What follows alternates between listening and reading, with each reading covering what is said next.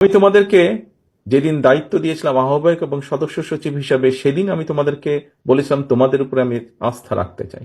আজ আমি তোমাদেরকে বলবো, তোমাদের এখন মূল একটি অন্যতম দায়িত্ব হচ্ছে কুমিল্লা মহানগরীর সাধারণ মানুষ, জনগণ যারা আছে, তাদের আস্থা তোমাদেরকে অর্জন করতে হবে। আজকে আমরা প্রথম অধিবেশনেই আমাদের নতুন কমিটিটা পেয়েছি, বা নতুন কমিটি যারা দায়িত্বপ্রাপ্ত তাদেরকে আমরা পেয়েছি। আমি আজকে যারা নতুনভাবে দায়িত্বপ্রাপ্ত হলেন তাদের সকলকে আন্তরিক শুভেচ্ছা জানাই।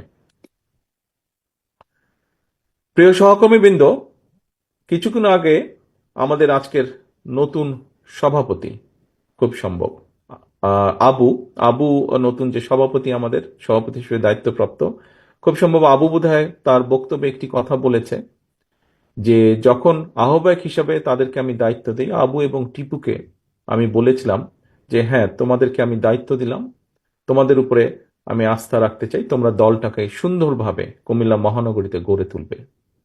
আবু এবং টিপু, তোমাদের উদ্দেশ্যে সভাপতি এবং সাধারণ সম্পাদক হিসেবে তোমাদেরকে আজকে আবার একই কথা আমি বলবো, তবে একটু ভিন্নভাবে বলবো।